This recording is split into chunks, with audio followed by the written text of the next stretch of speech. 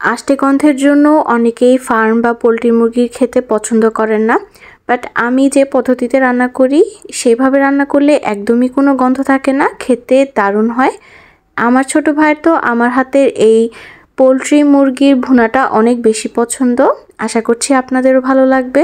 প্রথমেই কড়াই সরিষার তেল নিয়ে নিলাম। আমরা যেহেতু সরিষার তেলটাই খাই তাই এটাই নিয়েছি। এরপর দিয়ে দিচ্ছি 2 টুকরা দারুচিনি, অনেকগুলো এলাচ এবং তেজপাতা। এরপর দিয়ে দিচ্ছি প্রায় 1 কাপ পরিমাণ পেঁয়াজ কুচি। আপনারা চাইলে পেঁয়াজ বাটাটাও ইউজ করতে পারেন, কিন্তু আমার কাছে গরু বা মুরগি রান্নায় কাটা পেঁয়াজটাই বেশি পছন্দ, তাই আমি কাটা পেঁয়াজটাই ব্যবহার করলাম। এরপর দিয়ে দিচ্ছি 4 থেকে 5টা কাঁচামরিচের ফালি। এবার সবগুলো উপকরণ বাদামি করে সুন্দরভাবে ভেজে নেব। এখানে 1.5 কেজি মুরগির জন্য প্রায় 1.5 টেবিল চামচ রসুন বাটা ইউজ করেছি।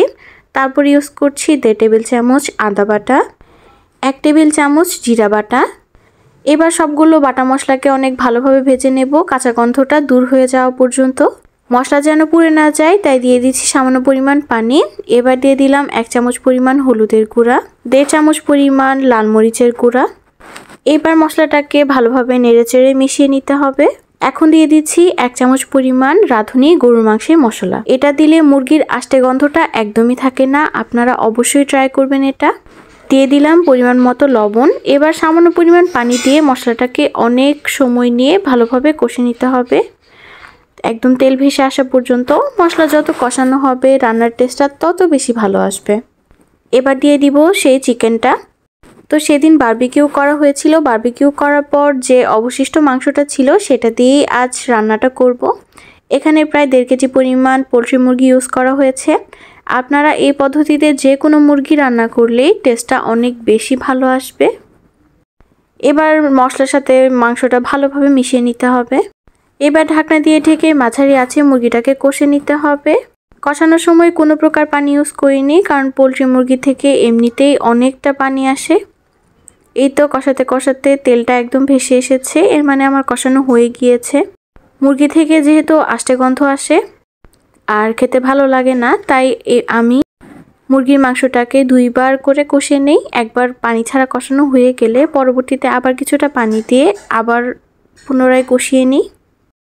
এই তো কিছুটা পানি দিয়ে এবার আবারও নেড়ে চেড়ে অল্প সময়ের জন্য তেল ভেসে আসা পর্যন্ত অপেক্ষা করতে হবে। এভাবে 2 বার করে কষালে মুরগি থেকে বাজে কোনো গন্ধ আসার কোনো চান্স থাকে না। এভাবেই আমি সবসময় রান্না করি আর খেতে দুর্দান্ত হয়। আর আপনারা দেখতেই পাচ্ছেন মুরগির কালারটা কতটা সুন্দর এসেছে। আর আপনারা যদি ভুনা না করে ঝোল করতে চান সেক্ষেত্রে মশলাটা আরেকটু কমিয়ে দিয়ে আরেকটু ঝোল ঝোল করে নিতে পারেন। এই তো মাঝে মাঝে আমি বেশ অনেকবার নেড়ে দিয়েছি যেন তলানিতে লেগে না যায়। তেলটা অনেকটাই ভেসে এসেছে। এবার আমি পানি দিয়ে দিব ঝোলের জন্য।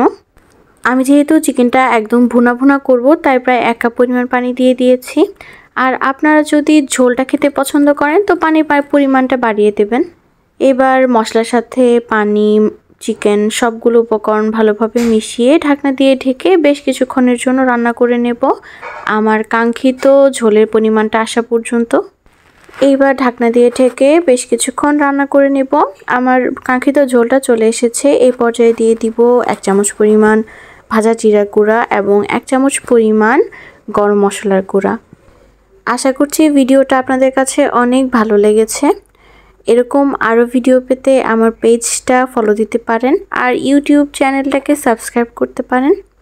আজ তাহলে এই পর্যন্তই। আল্লাহ হাফেজ। আসসালামু আলাইকুম।